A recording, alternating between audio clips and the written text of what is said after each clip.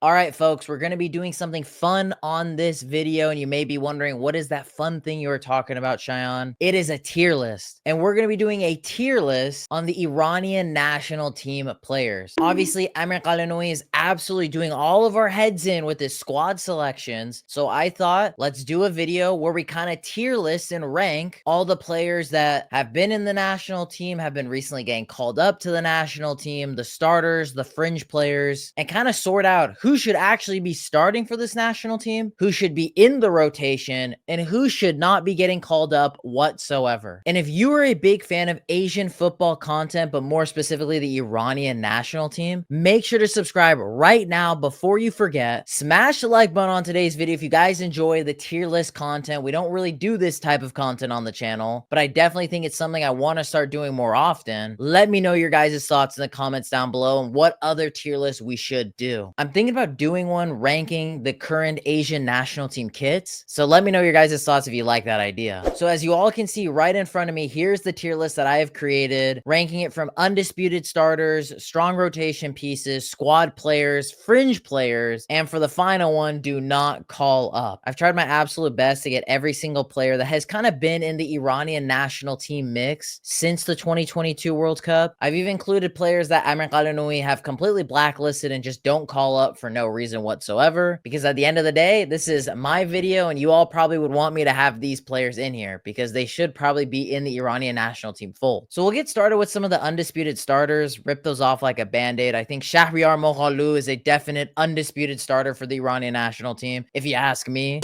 All jokes aside, let's actually get started on who are some players that are undisputed starters for the Iranian national team. Rip those off like a band-aid because we're going to have to get in some serious nitty-gritty when it comes to other players and where they rank in this tier list. Mehdi Taremi, I think, is a very obvious choice of a player that we have to have as an undisputed starter. He's the biggest reason we're at this World Cup. He's by far Iran's best player. Next one for me, even though he hasn't really been in the fold as of recent, Mehdi Hosseini, when he is fit, he is by far Iran's best center back. He has started off the season very, very strong. He's already been dropping man of the match performances. As long as he can stay healthy, for me, and I bet many of you, he's an undisputed starter for Iran at the center back position. Because if he stays healthy, like consistently, I hoped post 2018 World Cup, we would see something big from Mehdi Hosseini. I am happy that he's still staying in the Turkish league. He didn't jump ship to go to the PGPL, but he would be a top class center back in Asian football. It's not completely too late for him. He's only like, what, 28, 29 years old. If he can have a strong season here, he could maybe have a bigger move later on. I mean, I remember that Lens were heavily interested in him. I'm not exactly sure what happened with that move, but he could go to a top 5 league in Europe. As long as he stays healthy, keeps dropping these great performances, he is the #1 center back for me. In theory, Azmoun is an undisputed starter for Iran, but his move to Shabab Kubide UAE Pro League just absolutely always does my head in, and I just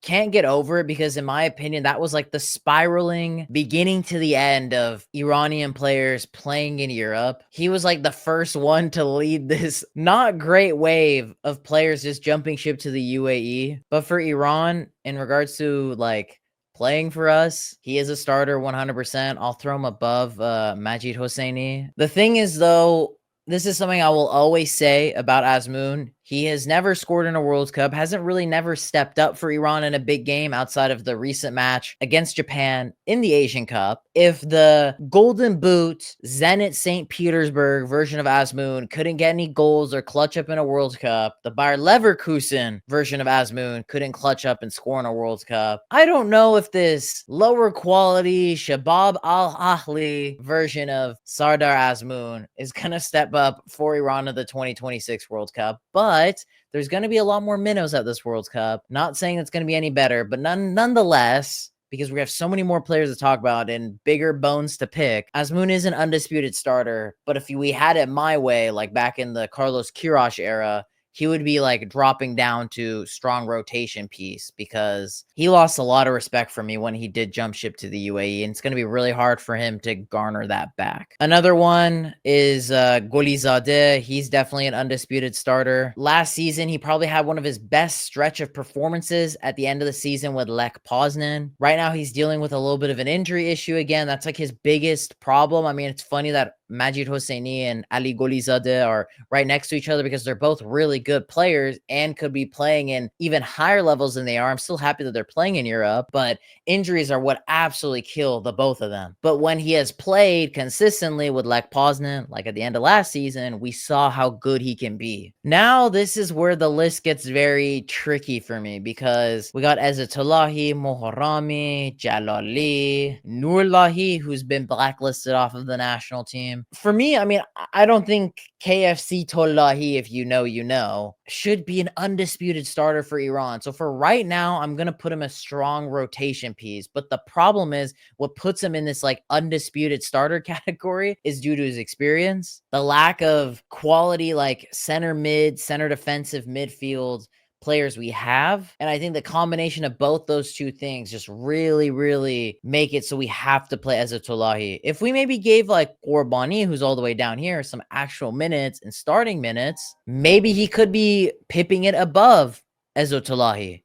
But since we have never really seen him play for the national team or get any minutes whatsoever, it just makes it so much harder to drop Ezzatullahi off of this. But because it's my video, you know what? We're going to put him here. I think Qurbani should be a starter, and I don't know about undisputed starter, but for now, we'll put him here. I'll keep moving things around as the video goes on. I don't want this to drag on too much. Nurlahi, I thought was a strong player for us at the World Cup.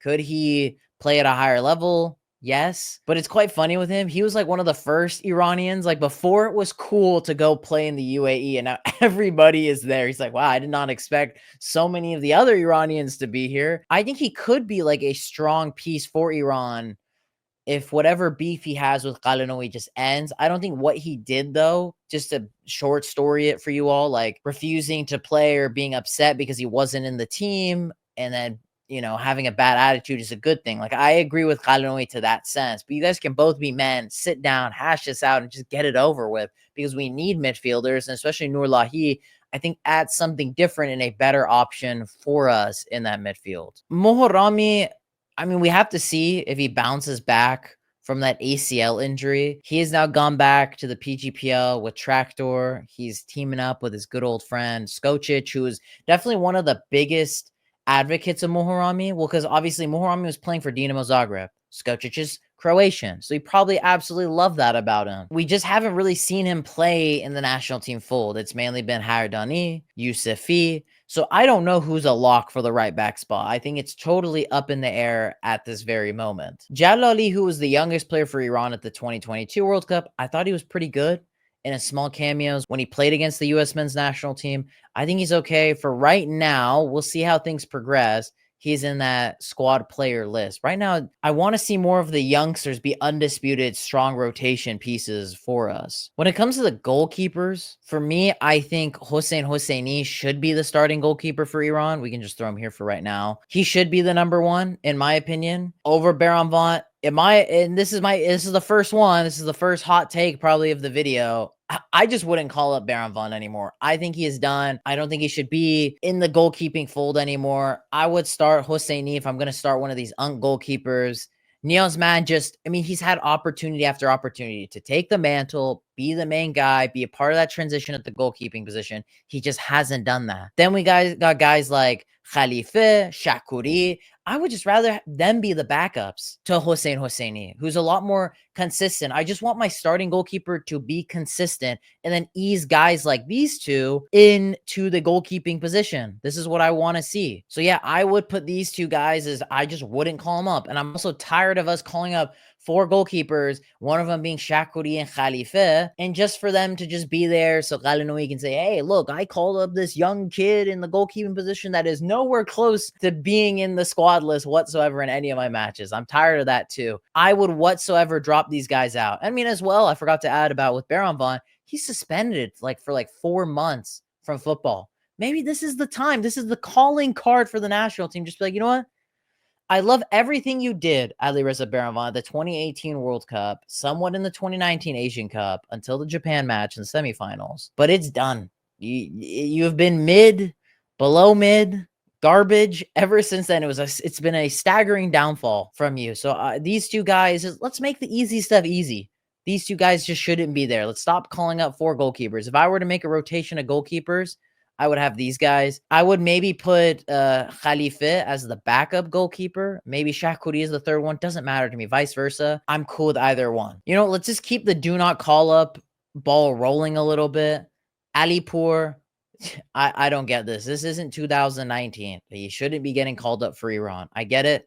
He's playing well. He's one of the leading goal scorers in the PGPL, but he shouldn't be getting called up. This ship is long sailed. Mad respect for him for trying to be good in Portugal, which he was. He was a decent striker when he was playing in the Portuguese league prior to his, I believe, ACL injury. But this project's long done. It's very pointless to be calling up a guy like him. I mean, hey, we could just keep the ball rolling. Nemati, I wouldn't call him up. I mean, like, how's a 28, 29-year-old center back that's never played for the Iranian national team getting minutes now? Doesn't make sense. Shoja Khalilzadeh, I mean, this one was like, if Ghalenoei is watching this, he's probably punching air. He's throwing his Sandevicha Kubidera at the wall right now. He is God's given gift to Ghalenoei. He's his favorite number 1 Pookie. I am always on Khalilzadeh hate watch whenever I watch the Iranian national team, and I bet all of you guys are too. That's another player that just shouldn't be anywhere close to the national team fold. Let's go with Hosseinnejad next, who recently, at the time of recording, there has been the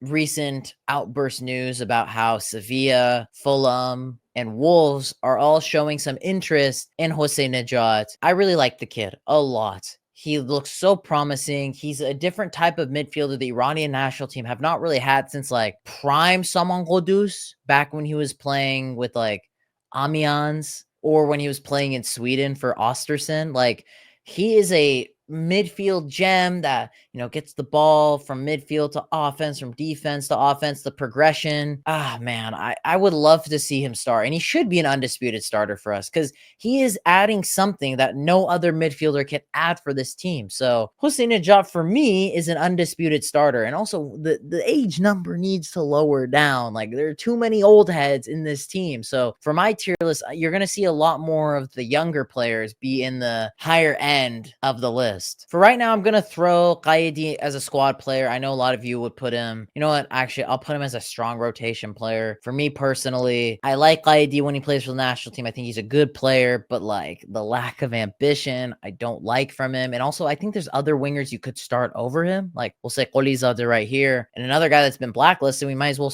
talk about him next, is Sayyadmanesh. For me, I think Sayyadmanesh should be an undisputed starter for us. Him, Khalilzadeh on the wing would be lethal. I don't know why it's so difficult for Ghalenoei to just do something like this. I think we would see a completely different side in the offense from the Iranian national team if you played guys like these three. But I'm going to move actually Hossein Hosseini over here just so you could see this is it, man. Like, you're seeing it right here. Khalilzadeh on the left, Hosseinnejad in the middle, Sayyadmanesh on the right, or vice versa. It doesn't matter. You can put Sayyadmanesh on the left, Khalilzadeh on the right. I don't care. They both can use both feet pretty well. Mohebi, he's the other guy in that mix with these two that I think is in that competition for the winger spot. So that is why I have Qaedi here. Because if we have Khalilzadeh, Sayyadmanesh, Mohebi, realistically, Qaedi would be like the odd man looking out. Not saying he shouldn't be in the squad. I think he should be a guy you can rely on off the bench. Or if vice versa, you want one of these guys. I think, but like, for me, Khalilzadeh, Sayyadmanesh, and Mohebi are better starters, and I would start them over Qaedi. So I'm going to go with that. Hosseinnezadeh, I think, could be a strong rotation piece. He had a really good season last year with Tractor, was really good in the Asian Champions League too. So maybe he goes here. Again, we'll kind of switch things up, but you guys are kind of seeing there's no one in fringe players. I think a guy that you could put in fringe players, since we need to put someone in there, is Ruzbeh Cheshmi. I'm sorry, Erfan, but yeah, I know he scored against Wales. But for me, as of now, I'll put him as a fringe player. Maybe I'll put him up as a squad player, but like, realistically, Cheshmi, I don't think he deserves the do not call up anymore. But yeah, I think he's pretty he has to be one of these two categories for me. Saman Ghodus, he's just not really the same guy as he once was. I'd rather play Hosseinnezadeh over Saman Ghodus personally. Like, you could tell there's been a drastic fall off from Saman Ghodus in his national team performances since he joined Ittihad Kalba, that another cursed UAE team that a bunch of Iranians play for. God, so it hurts so much to hear. It hurts so much to hear. Go from Brentford to Ittihad Kalba. Oh man, we are so finished. God, it's so bad. When it comes to left backs, I don't rate him, but it's just due to default. Milad Mohammadi just kind of has to be the starting left back. Maybe you could put Jalali in that mix, but he's got to start stringing consistent performances. It's just unfortunate. We just don't have any good left backs. So by that default, I would put him as a squad player for now. Not saying Milad Mohammadi's any good. He's an incredibly frustrating left back. Like you think about the recent match against Qatar, the second to last qualifying match that we had that didn't mean anything. He got two. See, that's the worst part is the match didn't mean anything, but yet he loses his head and gets like yellow cards within minutes for two really stupid tackles. Just doesn't make much sense to me. Moving on, I think Alireza Jahanbakhsh is one of the last vets we haven't really talked about. I'll get into this Hajsafi Rezayan discussion next because they haven't really been in the national team full. We'll first go on to Jahanbakhsh. In my opinion, because based off of all of these wingers, I think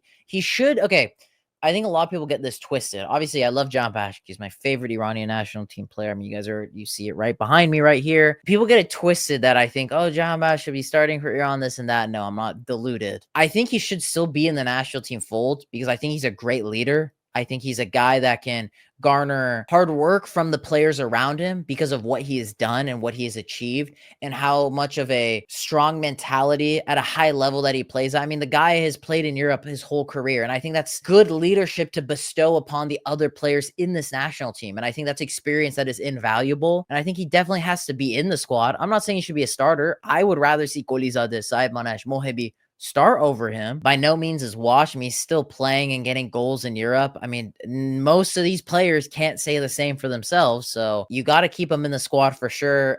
I don't think he is a starter or a strong rotation piece, but definitely is a squad player for Iran. Hajsafi, Rezayan, we haven't seen them in the national team fold. Hajsafi was a guy that I kind of wanted to still be in the national team fold because of we don't have any good left backs, and I don't think he's that much better. I think at the recent Asian Cup, we kind of started seeing that fall off a little bit from him, but he was playing at a high level with AEK Athens. He was still dropping man of the match performances. I think that was invaluable. But now, since he's gone back to the PGPL, we've already seen in his recent match for Sepahan in the Asian Champions League, he's not quite up to scuff anymore. I don't know. For me, I think he's kind of in that Cheshmi bracket where he's like a fringe guy. But I mean, I don't think Ghalenoei's ever going to call him up as long as he's the coach now. I don't see a world where Hajsafi is in there. Same with Rezayan. I think he could be a fringe guy. All these guys, just like, I think they definitely offer more than any of these players down here, but it's cool with them not really being in the rotation. Let's say if we have an absolute massacre at the left back spot, let's say Milad Mohammadi's out injured, Jalali is still not quite the guy. I could maybe see that where Hajsafi slips in to here. Same with Rezayan. But for me, with these guys, I'd rather just see younger players play that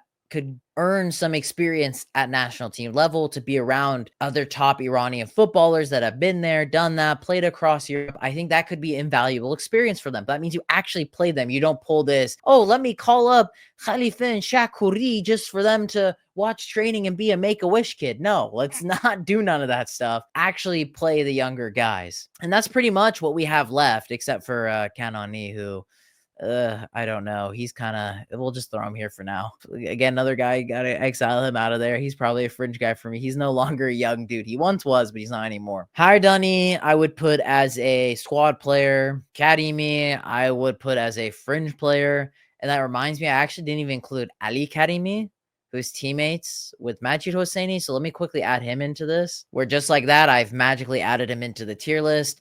I think he should be a squad player. Like, I think he gets like dunked on and gets a lot of hate because of the performance he started in at the 2022 World Cup against England, the 6-2 game. I'm a little confused why Hosseini and Karimi get so much flack for that game when just all in all, the whole team minus Taremi, Golizadeh, I know I just said their names while pointing at the other one, but we're probably the only two like good players in that match. No one was good whatsoever, but he gets so much flack for that. And people like, oh no, we can't bring Ali Karimi in this. Why are also there's so many Iranian footballers named Ali Karimi? As long as he stays in Europe, plays in Turkey, for me, I think that's what pips him above a lot of the other ones. Like, I know he's very close to joining Esteghlal. I don't know where his head is at personally, but if he's still going to be a starter in the Turkish league with Majid Hosseini, or at least getting good minutes, I think he should still be a squad player for us. Qandipur and Saharkhizan. Now, these are two interesting ones for me because prior to Saharkhizan's move to Istiqlal, I would have actually put him as a strong rotational piece. I would have had him here, but he has gone back to the PGPL, which partially fault of his own, partially not his fault. Came out in interviews, talked about how due to him playing in the Russian league, it didn't help with him getting moves to Europe because there were some clubs interested, because a lot of these European clubs, this is a real truth, they don't want to strike up deals with clubs in Russia due to obviously all the political tension and all the backlash that may come for like, hey, you bought a player from the Russian league, you're supporting a Russian league club, like this and that, what are like this, all that stuff encompasses to it. So I don't blame him for that, but I don't like that he went back to the PGPL, that like he really scapegoated. Like we're still seeing Hosseinnejad still duking it out in the Russian league. So I think there's two sides of the spectrum there. But for me, I'm going to put him as a squad player. I think he's a striker that we could utilize over guys like, you know, like Alipur. I mean, Mohalu, here you go. I mean, we already knew where he was going to go. Like, instead of calling these guys up, why don't you just call up Saharkhizan and Qandipur? I think Qandipur, for me, he seems like a very ambitious, top mentality type youngster. Kind of has the same similar clause to me as Hosseinnejad. Recently went to Shabab Al-Ahli, which I hate, and I'm really starting to really hate this club because they keep taking Iranian players and keep killing all my dreams for our strikers to go and do bigger things. But I don't think he had any other better offers on the table. And I do think him going to the UAE league to then make a bigger move to somewhere in Europe, Belgian league, Dutch league, wherever it may be, he has a better shot that way than versus going to the Russian league or staying in the PGPL. So for that reason alone, and also because of everything we've seen, he's a younger striker, a hungry striker, and we might as well be the guys to advertise him at national team level to be like, hey, look how good of a youngster this guy is. Then other clubs will see him and be like, hey, let's actually go in for him and like actually have real offers from teams in Europe, unlike the fake one from the team in Ligue 1 that was apparently interested in him, but it was a completely like fake rumor. It kind of was a big bummer because I wish it was true. And now we're down to the final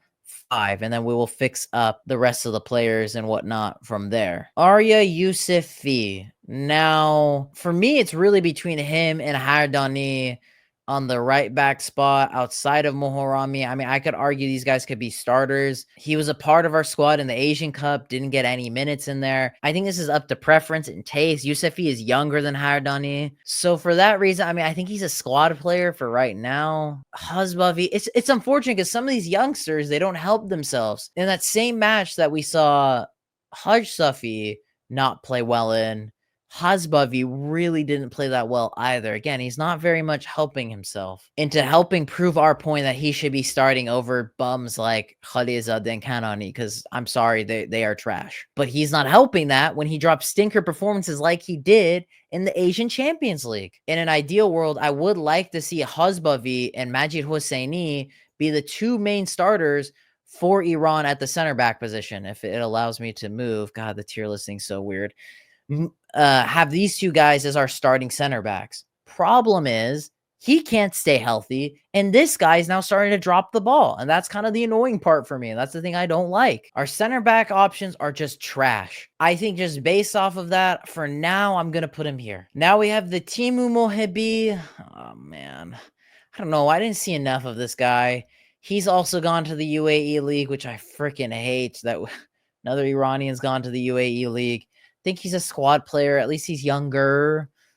I'd rather have him again play over other guys, but we have so many freaking wingers. That's the biggest problem. And then all we have left is young Amir and another Mehdi of the many Mehdis we have, and more specifically, Hashamnejad. Again, only saw a brief cameo from him. I thought he looked okay, all things considered. I don't mind him as a squad player. He had a really good year last year with Tractor. When it comes to Amir, he did start the match against North Korea. He is a very young guy. A real surprise that Ghalenoei actually even started him. I like everything I've seen about him in the youth tournaments. I don't know, he's kind of like, he's somewhere here. And I guess now that we're at a point where now we can start editing these things, anyone we would change, I think based off of default, I guess Moharami does have to go as an undisputed starter, because here we'll kind of make it like formational wise. Here you go, are your goalkeepers, left back, right back. We'll put you here at center back.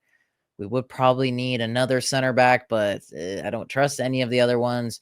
We got your wingers right here. I'll put them in chronological order on who I think is best to worst. You got a Cam, you got two. You know what? I don't know. If you want to copy and paste this XI the next time Iran plays, be my guest. 2 hours later. I think this is as good as it gets. I think you could make some like marginal changes, especially with the midfielders. Like, I think it's like slightly up to personal choice. I mean, I don't have any midfielder outside of Hosseinnejad as an undisputed starter for Iran. So you guys got to let me know in the comments down below which one you guys agree with, disagree with. What players would you move around in the tiers as an undisputed starter, strong rotation, squad player, fringe player, and just you would not call up whatsoever? Is there any players that I 100% missed? Let me know your guys' thoughts in the comments down below. If you guys enjoyed the tier list, we've only ever done one other one on the channel. Let me know if you guys want me to do another one. As I said, I think I might do one for the Asian national team kits from all the national teams that were in the final rounds, the 4th round of Asian World Cup qualifying. So